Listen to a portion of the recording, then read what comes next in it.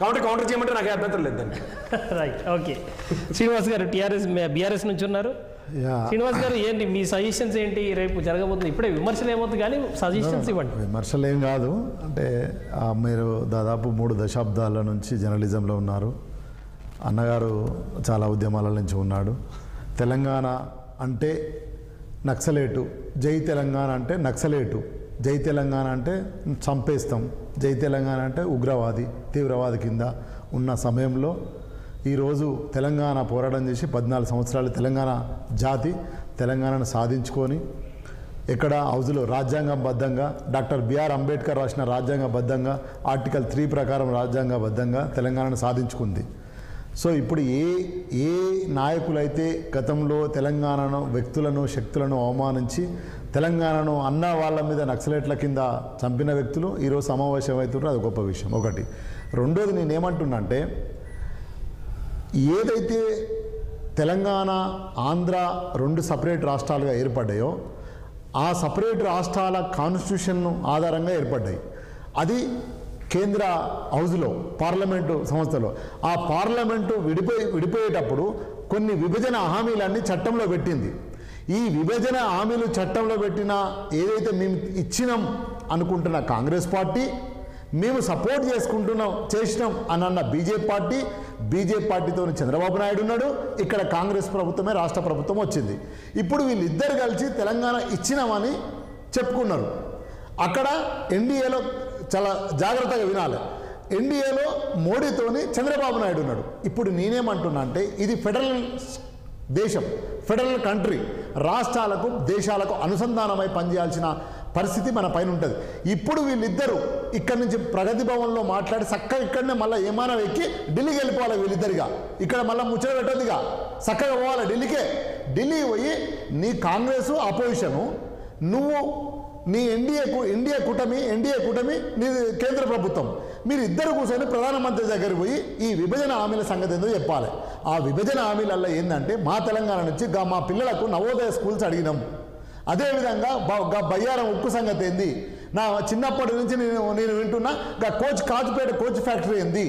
మా విభజన హామీలు ఏదైతే చట్ట ప్రకారం అంటున్నా, నేను గొంతమ్మ కోరికలు కోరతలేను, నేను ఏదైతే నువ్వు చట్టం చేసినావు కదా, ఏదైతే పార్లమెంటులో చట్టం చేసినావు కదా, ఆ చట్టం చేసిన ఆ హామీలే నాకు కావాలని అడుగుతున్నా, వాటిని చేయమంటున్నా. At the same time Andhra వాళ్ళకు కూడా ఏమని అడుగుతున్నా, నేను తెలంగాణకే కాదు, తెలంగాణ ఉద్యమంలో కూడా మా అధినాయకుడు కేసీఆర్ గారు తెలంగాణ ఆంధ్ర బిడ్డలను కాదు, ఈ దేశంలో వచ్చిన ఎవరినైనా కడుపు పట్టుకొని వచ్చిన ప్రతి ఒక్కరిని మేము కడుపులో పెట్టుకొని సాదుకుంటున్నాం. ఒక్కరోజు కూడా 10 ఏళ్లలో ఎవరిని కూడా చిల్లెత్తు మాట కూడా అనలే. మేము అట్లనే ఉన్నాం, ఉద్యమంలో అట్లే ఉన్నాం, తర్వాత 10 ఏళ్లలో అట్లే ఉన్నాం. కాబట్టి ఏదో మేము చేస్తున్నాము, ఇప్పుడు ఏదో జరుగుతుంది మీటింగు, 2 ఫోటోలు బయటికి రేపు రిలీజ్ చేసి ఒక బ్యానర్ ఐటెం క్రియేట్ చేసి ఈరోజు 3 నెలలేమో కాళేశ్వరం అని, 3 నెలలేమో ఫోన్ ట్యాపింగ్ అని, 3 నెలలేమో విద్యుత్తు అని 9 నెలల దాకా కాలం గడుపుకొస్తున్నా అంటే 7 నెలలు అయిపోతుంది. సో 100 రోజులు 205 రోజులు అయిపోయింది. నేను అటువైపు పోను, కానీ వీళ్ళిద్దరు మాట్లాడుకొని ఎజెండా రాసుకొని ఆ ఎజెండాను వీళ్ళు పట్టుకొని ఢిల్లీకి పోవాలి. అప్పుడు మాత్రమే 2 రాష్ట్రాల ప్రజలకు నమ్మకం కలుగుతుంది.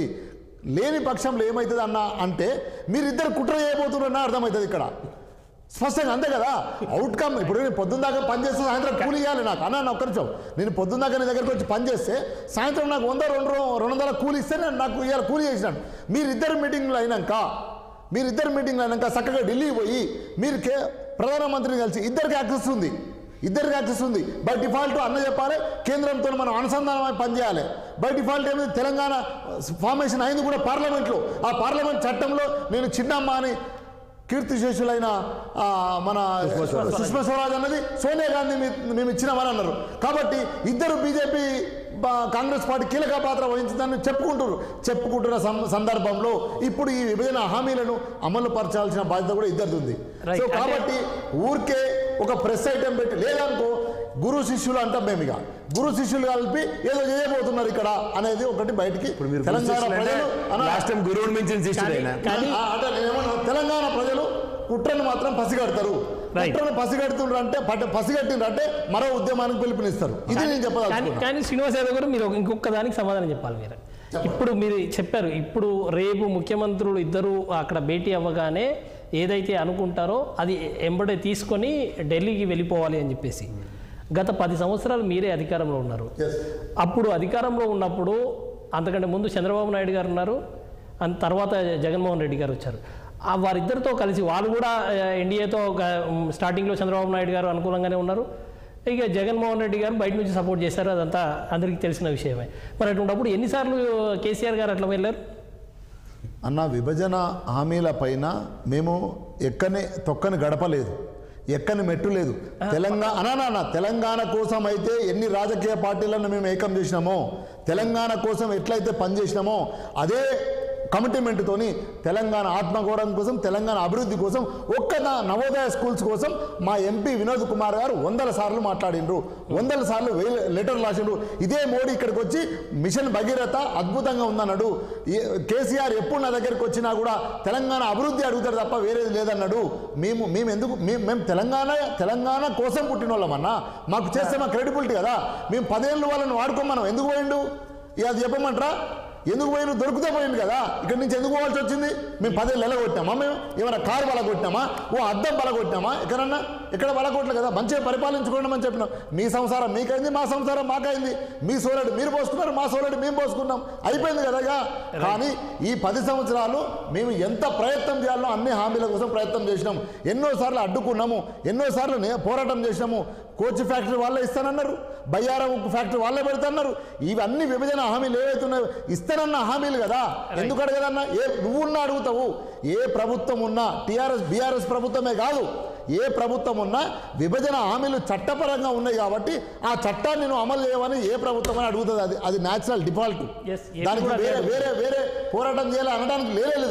మేమెందుకు చేయము? మాకు 10 రూపాయలు కేంద్రం నుంచి వస్తే మేము అభివృద్ధి చేసుకుంటాం కదా.